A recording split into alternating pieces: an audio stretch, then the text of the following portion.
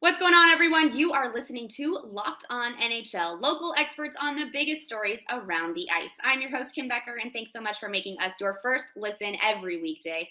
Our Locked On NHL hosts are here to help break down everything on Locked On Now. Let's start with Thursday's biggest game. The biggest game.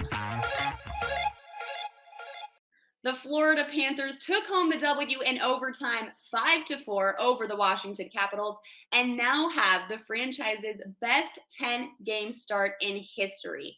Here is both Locked On Capitals and Locked On Panthers with the recap. Oh, for the love of Pete, for the just the fourth time this season already, you lose in overtime. Hi, everyone. I'm Tyler Kuhl, the insider of the insiders and the Locked On Capitals. Locked on to the team that just does not want to touch the puck in overtime, can't get a hold of it, and does nothing if they ever get the chance of it. They come all the way back. It was 4-1, for goodness sakes. Leafs fans, 4-1. That lead sucks, huh? Guess what? The Caps came all the way back. You have Ovi scoring his 10th, Wilson getting his first of the season, and Connor McMichael, his first NHL goal, and you waste it. Locked On Panthers, they're probably having a party right now. I don't know what to think about this team in overtime. It just nothing. Like, you have all this comeback, and once again, I said it on the podcast when we did the crossover with Armando. The fact that this was going to happen where the Caps were going to outshoot the Panthers and it was going to go to overtime. I didn't think it was going to be 4-4, but all of a sudden they storm back and they have this great comeback, even though Spencer Knight didn't start this game, and they still lose again in overtime. These are going to be points that the Caps are going to miss out later on this season, even though, yes, they still get a point, but they're 5-1-4. They're going to come back home now, need to get some wins. It's got to start winning these games in overtime because guess what? They could really pay off or be detrimental later on in this season. 4 days off for the Florida Panthers.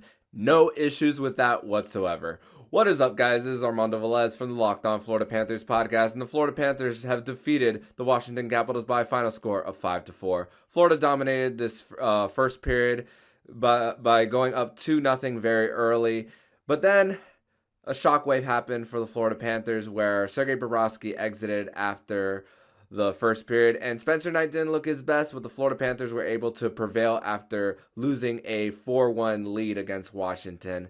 This game had two major storylines where Chase Prisky made his NHL debut for the Florida Panthers, the first ever South Florida-born kid to make his NHL debut for the Florida Panthers, and he was on that third line pair, and he was very noticeable. Saw him deflecting pucks in the slot and creating some rushes at the other end. Alexander Barkov, another storyline, gets 2 goals in this one where he now ties the all-time franchise record in goals for the Florida Panthers, tying Olli Jokinen with 188. Now has 1 goal from breaking the all-time record for Florida Panther goals. Aaron Ekblad also got on the board in this one. Brandon Montour also got on the board in this one. Eetu Luostarinen gets the game-winning goal in this one after taking a high stick on the end boards late in the third period and then comes back. The Florida Panthers control the pace in overtime after being dominated in the last 2 periods of this game, really. They controlled the pace. They were able to get their bodies off the ice while they took advantage of Tom Wilson being unable to get off the ice in overtime, and a tired Tom Wilson deflects the puck in, and the Florida Panthers win this game by a final score of 5-4. So 9-0-1 for these Florida Panthers to start the season. So to catch my recap of tonight's 5-4 win against the Washington Capitals, make sure to check out my latest episode of the Locked On Florida Panthers podcast, your first listen of the day. 2 Pennsylvania teams went head-to-head last night as the Pittsburgh Penguins beat the Philadelphia Flyers 3-2 without not only their captain, but also their coach. Here is Locked On Flyers with more. This is Rachel from Locked On Flyers with your post-game reaction to the Flyers' 3-2 overtime loss to the Pittsburgh Penguins. The Flyers' hero for this game has to be Carter Hart. He was the best Flyers player out there on the ice all game. He made some tremendous saves throughout, and for the most part, I thought he had really solid rebound control. The Penguins had 21 high-danger chances in regulation in that game, and so it was just a real great effort by Carter Hart overall. That overtime goal that squeaked across the goal line was a tough way to end the game. Letang was just able to push it through, but the Flyers were lucky to have salvaged a point in this one. And for more on this game and the Flyers all season long, tune in to the Locked On Flyers podcast. And the Boston Bruins beat up on the Detroit Red Wings last night with a final score of 5-1. And we have both Locked On Red Wings and Locked On Bruins here to tell you all about it. Admittedly, I almost just stared blankly into this camera and didn't speak for a minute and a half as my post-game breakdown, but we do have to talk about the 5-1 loss at the hands of the Boston Bruins. No part of the game really looked good for the Detroit Red Wings. Whatever adjective you would like to use to describe this game, you can just fill in the blank with that. No part of our game looked very good. Thomas Greiss was not great, but in his defense, the defense probably looked worse. The offense had very clearly had no chemistry, hadn't really played together with the current mixing and matching of the lines due to Dylan Larkin's absence.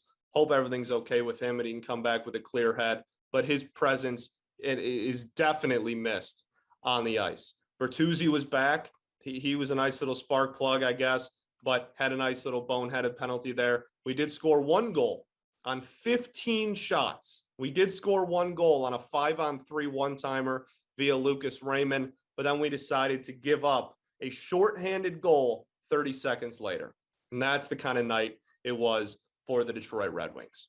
So that is why I almost didn't speak during this recap, but we do have to talk about it. And Brian and I will talk about it in depth on tomorrow's episode of Locked On Red Wings. So, yeah.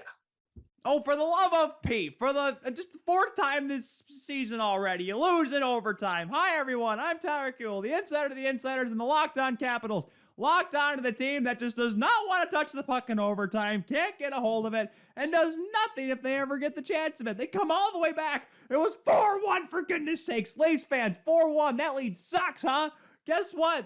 The Caps came all the way back. You have Ovi scoring his 10th, Wilson getting his first of the season, and Connor McMichael, his first NHL goal, and you waste it.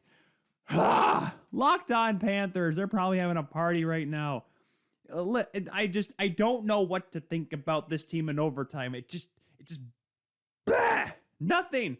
Like, you have all this comeback, and once again, I said it on the podcast when we did the crossover with Armando. The fact that this was going to happen where the Caps were going to outshoot the Panthers and it was going to go to overtime. I didn't think it was going to be 4-4, but all of a sudden they storm back and they have this great comeback, even though Spencer Knight didn't start this game, and they still lose again in overtime. These are going to be points that the Caps are going to miss out later on this season, even though, yes, they still get a point, but they're 5-1-4. They're going to come back home now, need to get some wins, and got to start winning these games in overtime, because guess what? It could really pay off or be detrimental later on in this season. When we come back, we go around the league with more big games in the NHL on Thursday. I'm your host, Kim Becker, and thanks so much for making Locked On Now your first listen every weekday. We are back here at Locked On Now. I'm your host, Kim Becker, and let's go around the league of the NHL with more games from Thursday. Let's go around the league. And another overtime win on Thursday went to the Toronto Maple Leafs as they defeated the Tampa Bay Lightning 2-1. Here is Locked On Leafs with more on the Toronto win. The Maple Leafs complete the comeback. Hey guys, I'm Mike DeStefano from Locked On Leafs. Boy, what a game tonight. The Toronto Maple Leafs defeat the Tampa Bay Lightning in overtime. 41 seconds to go in the game. John Tavares ties it at ones, and then it goes to overtime, and a penalty gets taken. The Buds go to the power play, 4-on-3. They send out their core four forwards. Yes, John Tavares, Mitch Marner, Austin Matthews, and William Nylander, all four of them out there on the man advantage in overtime. and it went pretty much exactly how you would expect. A beautiful, beautiful setup over to William Nylander, who puts it into the back of the net. But realistically, the only reason why they were able to stay in this game, bring it to OT, get the full 2 points, is because of Jack Campbell. Soupy with an amazing game. This guy probably saved 4 or 5 goals in the third period alone. This thing should have been long gone and done by the Tampa Bay Lightning. But Jack Campbell was absolutely outstanding tonight, and he really deserved to get the win. So I'm glad that the boys came back and ended up tying it up, winning it in overtime. Great, great game all around. And hey, looks like the Leafs belong in the conversation with the big boys. We'll chat about this game in its entirety, a lot more over at Locked On Leafs. After 4 straight losses, the Dallas Stars finally squeak out a win against the Calgary Flames with a goal scored by Jamie Benn to win the game in overtime. Our Locked On Stars host has all you need to know about the big game for Dallas. The losing streak is finally over. What's up, everyone? Dane here with Locked On Stars, coming to you right after the Dallas Stars Calgary Flames matchup that just went down. It was a heck of a game, back and forth battle between both teams, but ultimately Dallas is the victor, and they snagged 2 crucial points on the road against one of the best teams in the NHL as of right now. Jamie Benn is the X factor that puts the puck in the back of the net for the Stars to win the game, and this is a huge momentum shifter for Dallas in this young season. The offense hasn't really been clicking early this season, but tonight Dallas finds a way to put 3 goals up in regulation and ultimately continue to fight against a good Calgary team to come away with, like I said, a huge win on the road, and they'll be looking to close out their Canadian road trip with a second win against Vancouver on Sunday. Lots of good things to talk about on tomorrow's podcast episode, and I cannot wait to see you there. That's a wrap for us here at Locked On Now. Thank you so much for making us your first listen every weekday morning. Make your second listen Locked On NHL and your local Locked On podcast for your favorite team. I'm your host, Kim Becker. This has been Locked On Now. Locked On, your team every day.